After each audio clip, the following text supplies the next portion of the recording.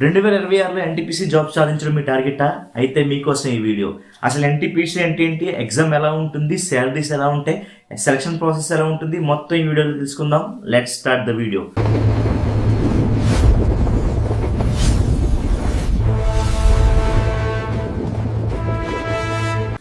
Railway అనేది అతిపెద్ద సంస్థ.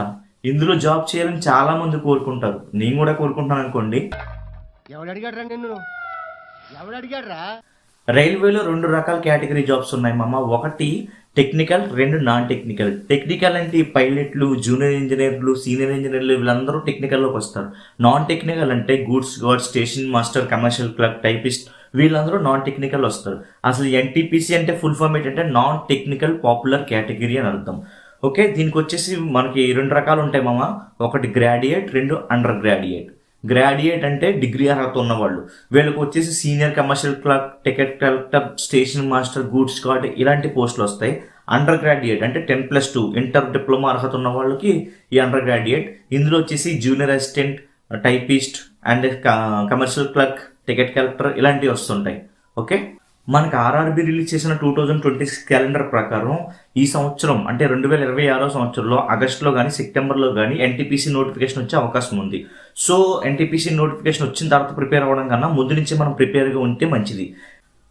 అప్లికేషన్ ఎలా ఫిలప్ చేయాలి, సిబిటీ ఎలా ఉంటుంది, సెలక్షన్ ప్రాసెస్ ఎలా ఉంటుంది, ఇవన్నీ వీడియోలో తెలుసుకుందాం. ఫస్ట్ అప్లికేషన్ ప్రాసెస్ అంటే మనం ఆల్రెడీ ఇంతకుముందు వేరే రైల్వే జాబ్స్కి అప్లై చేసి ఉంటే ఆల్రెడీ మనం అఫీషియల్ వెబ్సైట్లో లాగిన్ అయితే మన డీటెయిల్స్ ఉంటాయి. జస్ట్ ఒకసారి క్లిక్ చేసుకొని జాబ్ ప్రిఫరెన్స్ పెట్టి క్లోజ్ చేసుకోవచ్చు. కానీ కొత్తగా అప్లై చేసే వాళ్ళకి చెప్తున్నాను, స్టెప్ బై స్టెప్ చాలా జాగ్రత్తగా చూసుకోండి.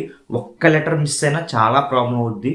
మీరు మెయిన్ గుర్తుపెట్టుకోవాల్సింది ఏంటంటే ఆధార్ కార్డుతో అప్లికేషన్ ఫిలప్ చేయకండి. 10th క్లాస్ మార్క్ లిస్ట్తోనే ఫిలప్ చేయండి. ఎందుకంటే మనకి సెలక్షన్ ప్రాసెస్లో primary evidence 10th class mark లిస్టే, ఆధార్ కార్డ్ కన్సిడర్ చెయ్యరు. అది గుర్తుపెట్టుకోండి. చాలా మంది నేను ఆధార్ కార్డ్ ద్వారా డీటెయిల్స్ ఫిల్ చేశాను, ఇప్పుడు కరెక్షన్ వచ్చింది, ఏం చేయాలని అడుగుతున్నారు. మన అప్లికేషన్ అప్లై చేసేసిన తర్వాత ఎగ్జామ్ వరకు వచ్చేసిన తర్వాత కరెక్షన్స్ అంటే అవన్నీ కుదరవు భయ. చాలా మంది ఇలాగే కరెక్షన్ వాళ్ళు జాబ్ పోగొట్టుకున్న వాళ్ళు కూడా చాలా మంది నేను చూశాను.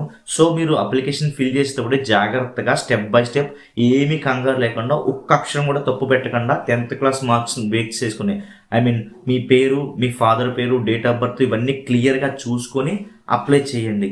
అప్లై చేసేసిన తర్వాత కరెక్షన్ అంటే చాలా ప్రాబ్లం అవుతుంది, గుర్తుపెట్టుకోండి. సో మీరు అప్లికేషన్ అప్లై చేసేటప్పుడు చాలా మంది అడుగుతుందంటే ఫోటో రావట్లేదు అని. ఫోటో రావడానికి మీకు ప్లే స్టోర్లో చాలా యాప్స్ ఉన్నాయి. రీసైజ్ యాప్ అని కొట్టి ఆ యాప్ డౌన్లోడ్ చేసుకుని అందులో మనకు కావాల్సిన స్పెసిఫికేషన్స్ ఇస్తే మనకు నోటిఫికేషన్లు ఇస్తారు. 7 KB, 8 KB అలా ఇస్తారు. సో ఆ స్పెసిఫికేషన్స్ ప్రకారం యాప్లో మనం ఫోటోని రిడ్యూస్ చేసి అప్లోడ్ చేయొచ్చు. అండ్ ఫోటో అప్లోడ్ చేసేటప్పుడు మెయిన్ ఏంటంటే వెనకాల ప్లెయిన్ వైట్ బ్యాక్గ్రౌండ్ ఉండాలి. అండ్ స్పెట్స్, క్యాప్ ఇలాంటివి ఏమీ ఉండకూడదు, ప్యూర్గా ఉండాలి. అండ్ కళ్ళు కూడా స్ట్రైట్గా ఉండాలి, మూసినట్టు పక్కకి తిరిగినట్టు ఉండకూడదు. సో ఇవి చూసుకోండి. సిగ్నేచర్ కూడా అప్లోడ్ చేయాల్సి ఉంటుంది. ఇవి అప్లోడ్ చేసిన తర్వాత అప్లికేషన్ అనేది ఫిల్ అయిపోతుంది. మీరు ఒకసారి ప్రివ్యూ ఇస్తాడు, ప్రివ్యూ చూసిన తర్వాత మొత్తం ఒకసారి చెక్ చేసుకోండి. టాప్ టు బాటమ్ ప్రతి కాలము చెక్ చేసుకోండి. చెక్ చేసుకున్న తర్వాత అప్లికేషన్ సేవ్ చేస్తే మీకు అప్లికేషన్ అయిపోతుంది. ఇప్పుడు ఎగ్జామ్ ఫీజు వచ్చేసి ఓసీ కేటగిరీ వాళ్ళకి 500 ఉంటుంది. SC, ST, ex service man, ladies వీళ్ళందరికీ 250 ఉంటుంది. ఇది ఎగ్జామ్ అయిపోయిన తర్వాత రిఫండ్ వచ్చే అవకాశం కూడా ఉంది కొంతవరకు అమౌంట్. ఇది అప్లికేషన్ ప్రాసెస్. అప్లై చేసేసిన మాత్రం జాబ్ రాదు కదా. ఇప్పుడు నెక్స్ట్ ఎగ్జామ్ ప్యాటర్న్ ఎలా ఉంటుందో తెలుసుకోవాలి. ఎన్టీపీసీకి 2 సిబిటీలు ఉంటాయి మామ. లోకో పైలట్కి 2 ఉంటాయి, ఎన్టీపీసీకి 2 సిబిటీలు ఉంటాయి. ఫస్ట్ సిబిటీ ప్రైమరీ, అందరూ కామన్గా ఉండేదే. దీంట్లో వచ్చేసి అర్థమెటిక్ 30 మార్కులు, మ్యాథ్స్ 30 మార్కులు, జనరల్ అవేర్నెస్ 40 మార్కులు ఉంటుంది. మొత్తం 100 మార్కులు ఉంటుంది. 90 minutes టైం ఉంటుంది. ఓకే, ఇందులో మనకి మినిమం క్వాలిఫై మార్క్స్ వచ్చేసి 40% for unreserved and other categories 30% ఉంటుంది. చాలా మంది అడుగుతుంది ఏంటంటే 40% వస్తే మనం నెక్స్ట్ సిబిటీకి వెళ్ళిపోతామని అడుగుతున్నారు. ఇది నెక్స్ట్ సిబిటీకి వెళ్ళిపోరు పోయా. ఇది మినిమం పాస్ పర్సెంటేజ్. అంటే మనం స్కూల్లో చదువుకున్నప్పుడు 35 మార్కులు అనేది పాస్ పర్సెంటేజ్ కదా. సో ఈ విధంగా మినిమం పాస్ పర్సెంటేజ్ అనేది 40% అన్రిజర్వ్డ్, 30% అదర్ కేటగిరీస్. సో మీరు ఏం చేయాలంటే నెక్స్ట్ సిబిటీకి వెళ్ళాలి అని మీరు గట్టిగా అనుకుంటే కనుక మీరు సిబిటీలో ఎంత స్కోర్ చేసుకుంటే అంత మంచిది. మీకు కట్ ఆఫ్ని బట్టే నెక్స్ట్ సిబిటీకి ఉంటుంది. అంటే కట్ ఆఫ్ ఎలా నిర్ణయిస్తారు? కట్ ఆఫ్ అంటే ఏంటంటే చాలా మంది అడుగుతున్నారు. కట్ ఆఫ్ అంటే మనకు మన అప్లై చేసిన జోన్, అక్కడ ఉన్న వేకెన్సీస్, అక్కడ వచ్చిన అప్లికేషన్స్ బట్టి కట్ ఆఫ్ నిర్ణయిస్తారు. ఫర్ ఎగ్జాంపుల్ 70%, 60% అలా నిర్ణయిస్తారు. అంటే మీరు కట్ ఆఫ్ క్లియర్ చేయాల్సి ఉంటుంది. 70% నిర్ణయించారనుకోండి, 70 మార్క్స్ రావాలి మీకు ఖచ్చితంగా. ఎందుకంటే వాళ్ళు 1:15, 1:20 రేషియోలోనే CBT 2 తీసుకుంటారు. 1:15, 1:20 అంటే ఒక్క జాబ్కి 20 మంది, ఒక్క జాబ్ 15 మంది ఆ రేషియోలో తీసుకుంటారు. ఎందుకంటే మన గ్రూప్ డికి ఉన్న 33,000 పోస్టులకి 1,08,00,000 మంది ఎంతమంది అప్లై చేశారు. నాకు తెలిసి ఒక 90-80 లక్షల మంది ఎగ్జామ్ రాశారు. ఎంతమందిని వాళ్ళు నెక్స్ట్ CBTకి అలో చేస్తే, లేకపోతే ఫిజికల్కి అలో చేస్తే వాళ్ళకి ఇబ్బంది అయిపోతుంది. కాబట్టి మొత్తం 80-90% పీపుల్ని CBTలోనే క్లియర్ చేసేస్తారు. వాళ్ళు ఒక 10% పీపుల్ని వాళ్ళు తీసుకుంటారు నెక్స్ట్ స్టెప్కి. సో ఈ విధంగా 1:15, 1:20 రేస్లో తీసుకుంటారు. కాబట్టి మనకి CBTలో ఎంత స్కోర్ చేస్తే అంత బెటర్. ఒకవేళ కట్ ఆఫ్ క్లియర్ చేసేసిన మాత్రాన మీకు జాబ్ వచ్చేదని గ్యారంటీ లేదు. ఏంటంటే నెక్స్ట్ ఫైనల్ మెరిట్ లిస్ట్లో పేరు ఉండాలంటే మనం ఎంత స్కోర్ చేస్తే అంత బెటర్. 40% ఏం పెట్టుకోకండి, 70-80% ఏం పెట్టుకోండి. అప్పుడే మీకు మంచి మెరిట్ వస్తుంది, మెరిట్ లిస్ట్లో పేరు ఉండే ఛాన్స్ ఉంటుంది. అది గుర్తుపెట్టుకోండి. CBT 1 క్లియర్ అయిపోయింది, మీకు కట్ ఆఫ్ క్లియర్ చేసేసి CBT 2కి వచ్చేసారు. ఇక్కడ ఎలా ఉంటుంది మనకి బ్రాడ్ వచ్చేసి CBT 2ఏ. CBT 1 అందరికీ ప్రిపేర్ అయిన వాళ్ళకి మ్యాక్సిమం క్లియర్ అయిపోయే ఛాన్స్ ఉంటుంది, కానీ CBT 2ఏ రాడ్ ఉంటుంది. ఎందుకంటే ఇక్కడ 1:15 తీసుకొచ్చిందని 1:1, 1:2 తీసుకొచ్చేస్తాడు. సో అంత టఫ్గా ఉంటుంది. ఇందులో వచ్చేసి arithmetic 35 marks, maths 35 marks, general awareness 50 marks ఉంటుంది. మొత్తం 120 మార్క్స్కి CBT 2 ఉంటుంది NTPCకి. సో ఇందులో కూడా కట్ ఆఫ్స్ ఉంటాయి. ఈ కట్ ఆఫ్ కూడా క్లియర్ చేసి మీరు CBT 2 కూడా క్లియర్ చేసేసారనుకోండి, నెక్స్ట్ స్కిల్ టెస్ట్ అంటే టైపిస్ట్కి అప్లై చేస్తారనుకోండి, మీకు టైపిస్ట్ దానికి సంబంధించిన టెస్ట్ ఉంటుంది. ఒకవేళ స్టేషన్ మాస్టర్, గూడ్స్ కార్డ్ వీళ్ళు అనుకోండి, CBAT computer based aptitude test ఉంటుంది. దీన్నే సైకో టెస్ట్ అని కూడా అంటారు. చాలామంది సైకో టెస్ట్ అంటే ఏదో అనుకుంటున్నారు. మీకు ఒక ఇమేజ్ ఇస్తాను, ఆ ఇమేజ్ 10 సెకండ్స్ చూడండి.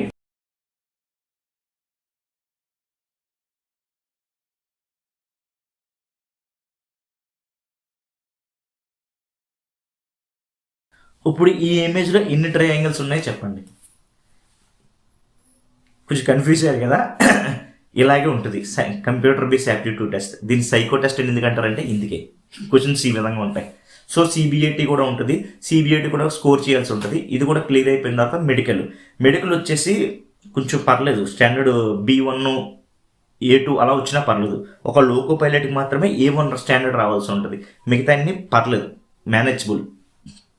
నెక్స్ట్ మీరు CBT 1, CBT 2, CBAT అన్నీ క్లియర్ చేసేసిన తర్వాత నెక్స్ట్ డాక్యుమెంట్ వెరిఫికేషన్లో మీకు ఏ డాక్యుమెంట్స్ కావాలని వాళ్ళు లిస్ట్ ఇస్తారు. సో ఆ లిస్ట్ ప్రకారం మీరు పట్టుకెళ్లాల్సి ఉంటుంది. కొంతమంది లేడీస్ అడుగుతున్నారు, నాకు మ్యారేజ్ అయింది కానీ నా డాక్యుమెంట్స్లో మా అమ్మ వాళ్ళ ఇంటి పేరు ఉంది అని అడుగుతున్నారు. ఏం ప్రాబ్లం లేదు, మీరు 10th క్లాస్ మార్క్స్ లిస్ట్ ద్వారానే వాళ్ళు చూసుకుంటారు. ఒకవేళ మీ ఇంటి పేరు ఆధార్ కార్డులో మారి ఉంటే కనుక మీ దగ్గర మ్యారేజ్ సర్టిఫికేట్ ఉంటే చూపిస్తే సరిపోతుంది, లేదా నోటరీ చేయించి పట్టుకెళ్ళినా సరిపోతుంది. దానివల్ల పెద్ద ఇబ్బంది లేదు ఇంటి పేరు మారడం వల్ల లేడీస్కి. సెలక్షన్ ప్రాసెస్ ఈ విధంగా ఉంటుంది. నెక్స్ట్ శాలరీస్ వచ్చేసి అండర్ గ్రాడ్యుయేట్ వాళ్ళకి 30,000-35,000 అలా ఉంటుంది. అండ్ గ్రాడ్యుయేట్ వాళ్ళకి అలవెన్స్లన్నీ కలుపుకొని 50,000 పైనే వస్తుంది.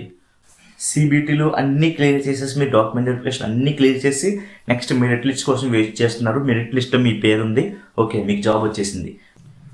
ప్రిపరేషన్ ఎలా ప్రిపేర్ అవ్వాలి, నోటిఫికేషన్ వచ్చిన తర్వాత ప్రిపేర్ అవుదాం అనే దానికన్నా ముందు నుంచే ప్రిపేర్గా ఉంటే మంచిది.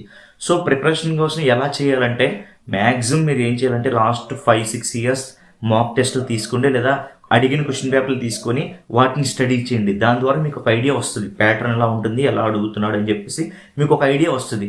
దాని ప్రకారం మీరు ప్రిపేర్ అవ్వండి. ఏ సబ్జెక్ట్కి ఆ సబ్జెక్టు సెపరేట్ చేసుకోండి. ఇవాళ రీజనింగ్ పెట్టుకుంటే రీజనింగ్ చేయండి, నెక్స్ట్ రోజు మ్యాథ్స్. మీరు ఏంటంటే మెయిన్ బేసిక్స్ మీద ఎక్కువ ఫోకస్ చేస్తే ఎక్కువ స్కోర్ చేసే ఛాన్స్ ఉంటుంది. నేను అనుభవంతో చెప్తున్నాను, బేసిక్సే మెయిన్. పెద్ద వాటి కోసం కాదు, చిన్న లాజిక్స్ ఉంటాయి, చిన్న లాజిక్స్. ఆ లాజిక్స్ మనకు తెలియక టైం వేస్ట్ చేస్తాం క్వశ్చన్ కోసం. మీరు చూస్తే పెద్ద క్వశ్చన్ కనిపిస్తుంది, అందులో చిన్న నెంబర్ ద్వారా దాన్ని సాల్వ్ చేయొచ్చు. సో ఇలాంటి సింపుల్ లాజిక్స్ నేర్చుకోండి. అవసరమైతే టెక్స్ట్ బుక్ లాంటి యాప్ డౌన్లోడ్ చేసుకోండి, లేదా కోచింగ్ తీసుకోండి. కానీ టైం సేవ్ చేసుకోవడానికి ప్రయత్నించండి. తక్కువ సమయంలో ఎక్కువ ఆన్సర్స్ పెట్టే విధంగా ట్రై చేయండి.